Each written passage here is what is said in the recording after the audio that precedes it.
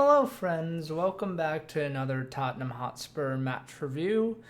This time we are reviewing the 4-1 defeat to Leicester at the King Power Stadium. So, I saw someone on Twitter say, right, like this was either the turning point. This was like the turning point, right? We either continue our good form and capitalize on it, make a run for the top four, and be fine for the rest of the season, or we do what we did today and completely capitalize and revert to the same old stuff that had been happening. So let me remind you what the good run of results was. It was 1-0 to Fulham, 3-0 to Preston,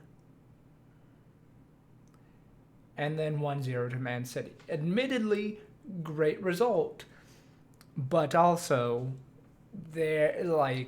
it's the way the team is set up, right? And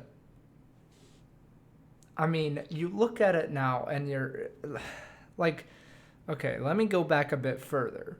Before that, our win was our last win in the league before Fulham on the 23rd was the 4th versus Crystal Palace.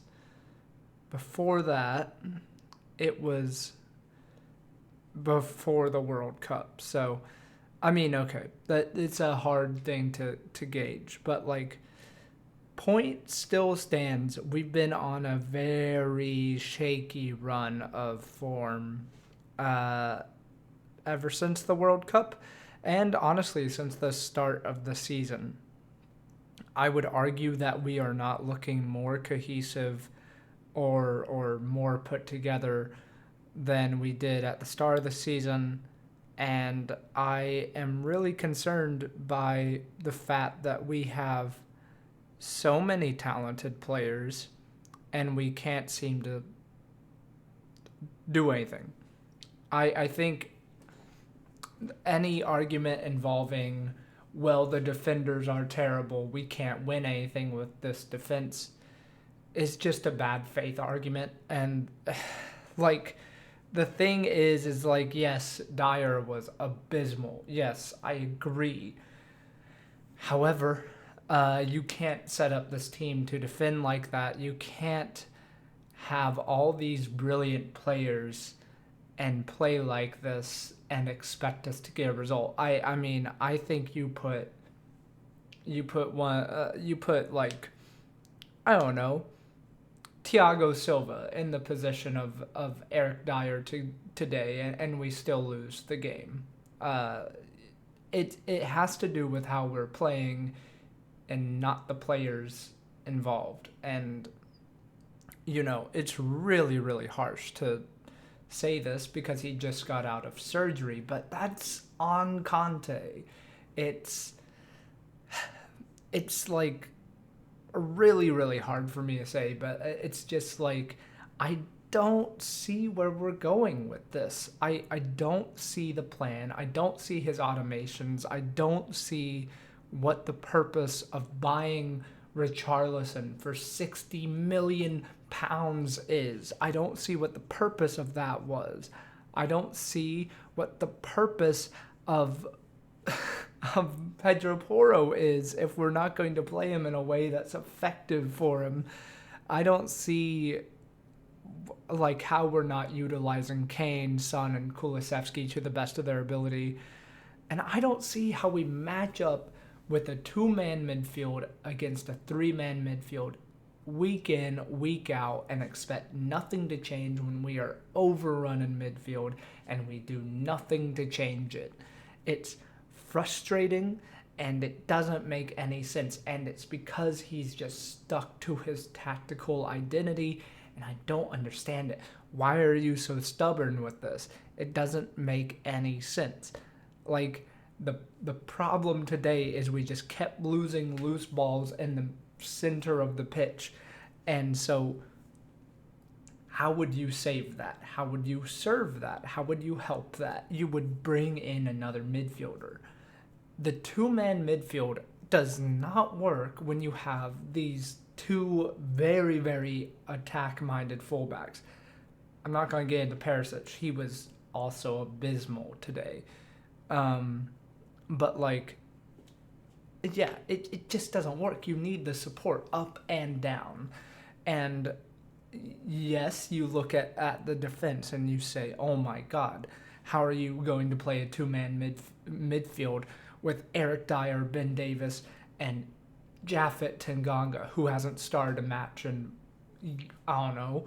And so you look at the team, you look at the composition of the team, and you say, how can I best deal with the players that I have, and then make a situation for us to do our best with that.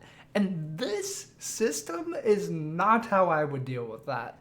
It's far from it.